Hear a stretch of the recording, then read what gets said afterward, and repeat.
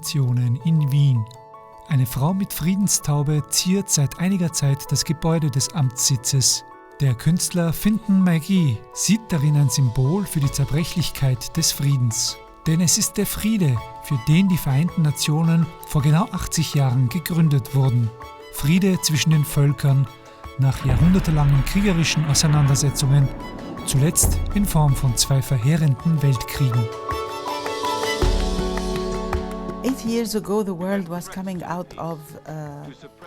Vor 80 Jahren, kurz nach dem Weltkrieg, gab es große Herausforderungen für die Welt.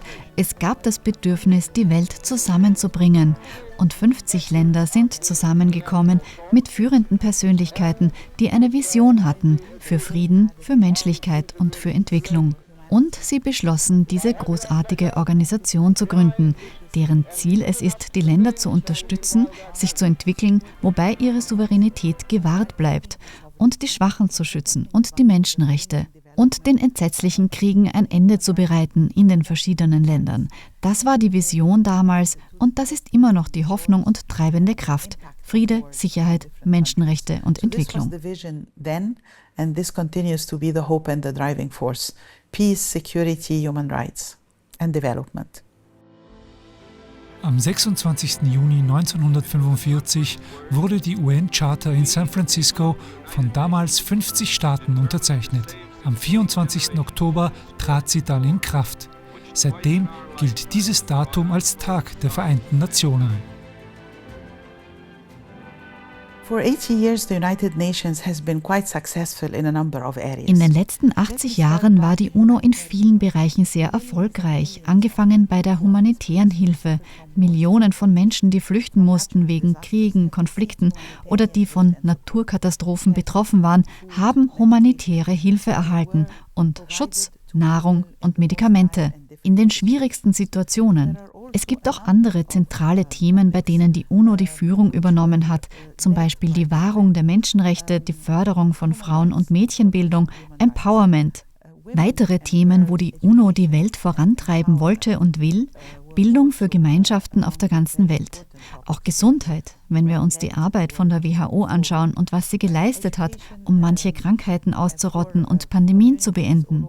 Und da spreche ich nicht von Covid-19, sondern auch von Ebola, Malaria, Windpocken und Polio, die UNFPA, die sich für sexuelle und reproduktive Gesundheit einsetzt, oder die führende Rolle der UNAIDS dabei, AIDS zu beenden. Leadership of UNAIDS in leading the world towards ending AIDS. Nach der Gründung der Vereinten Nationen wurde New York zum Hauptquartier, aber es sollten 3 weitere Amtssitze entstehen. 1946 in Genf, 1979 in Wien, bevor dann noch 1996 Nairobi in Kenia dazukam. In Wien wurde das Gelände im 22. Bezirk für eine symbolische Miete von 1 Schilling pro Jahr übergeben. Mit dieser Geste wollte Österreich seine Unterstützung für die UNO zeigen, aber formell Eigentümer des Bodens bleiben und dabei seine internationale Verantwortung unterstreichen. Und Wien positionierte sich als neutraler Ort zwischen Ost und West während des Kalten Krieges. Wien beherbergt mehrere wichtige Organisationen, darunter 4 große internationale, die Internationale Atomenergieorganisation und die UNIDO, die Organisation der Vereinten Nationen für industrielle Entwicklung, sowie UNOF, das Büro der Vereinten Nationen in Wien, und UNODC, das Büro der Vereinten Nationen für Drogen- und Verbrechensbekämpfung, UNOSA, das Büro für Weltraumfragen und weitere 15 Büros. Rund 5000 Angestellte aus mehr als 150 Ländern arbeiten für die in Wien ansässigen Organisationen. Wir sind eine sehr gemischte Gruppe an internationalen MitarbeiterInnen, die sich für die Ziele der UNO, Frieden, Sicherheit und Entwicklung einsetzt. Der Amtssitz der Vereinten Nationen in Wien stärkt auch die Reputation Österreichs, aber natürlich auch dieser Stadt.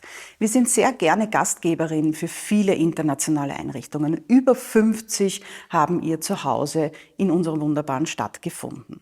Das ergibt natürlich auch eine hohe Wertschöpfung. 20.000 Menschen alleine arbeiten in diesen internationalen Organisationen und tragen auch den Geist, die Geschichte und vor allem auch diese lebenswerte Stadt mit sich und auch in die Welt hinaus. Und Wien hat damit eine hohe Wertschöpfung, 1,7 Milliarden Euro Wertschöpfung, nur durch diese internationale Tätigkeit. Heute ist Wien mit der UNO-City ein globaler Knotenpunkt der Diplomatie geworden.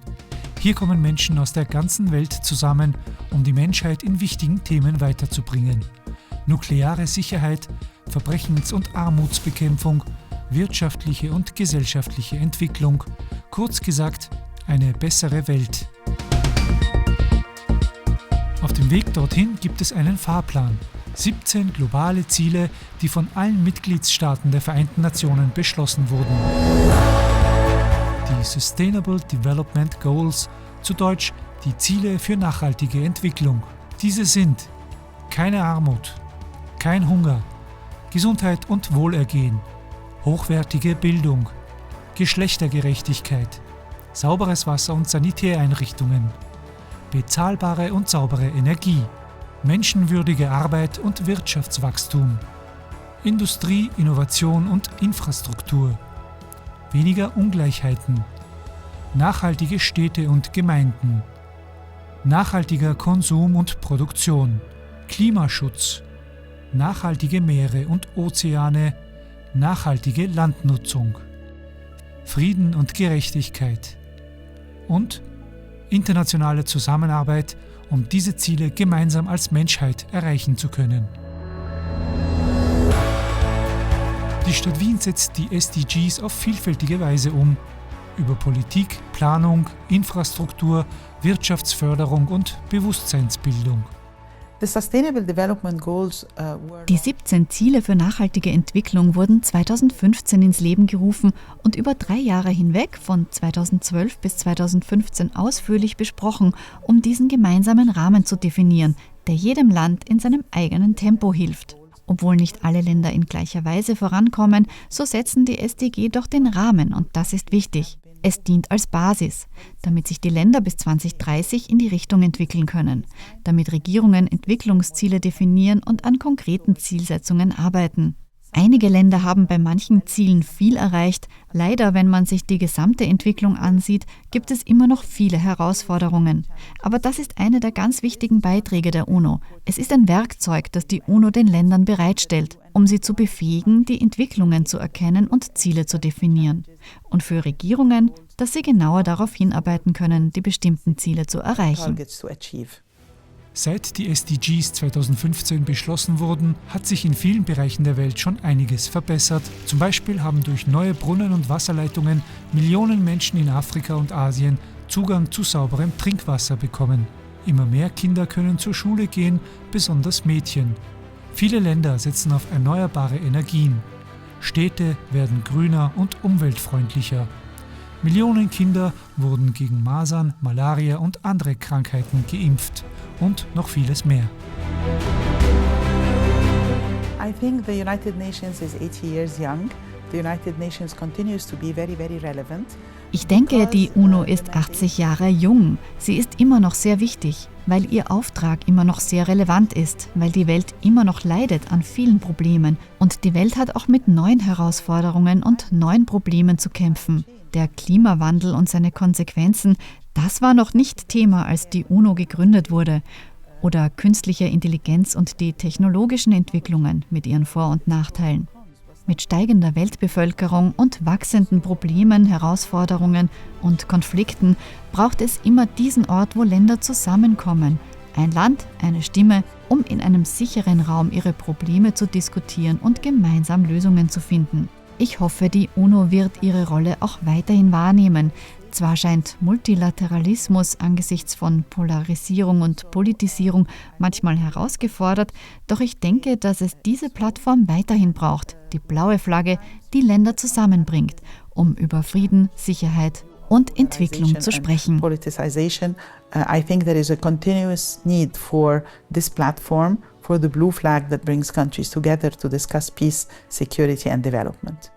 Ja, auch nach 80 Jahren Bestehen der Vereinten Nationen zeigt sich, wie wichtig genau diese Institution nicht nur für Wien, sondern für die ganze Welt ist, um einen Ort zu haben, der in ganz unsicheren, instabilen Zeiten die Möglichkeit des friedlichen Zusammenarbeitens und vor allem des Dialoges bietet.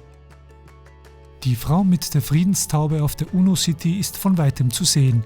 Ein hoffnungsvolles Symbol gegen den Krieg und gegen die Gewalt. Die Taube auf dem Mural verkörpert wohl so symbolisch wie kein anderes Wesen die Grundidee der Vereinten Nationen. Seit 80 Jahren spiegeln sie die Welt in ihrer Vielfalt wider, mit dem Ziel des Friedens und der Würde für alle. Eine Welt, wie sie sein könnte und vielleicht eines Tages auch sein wird.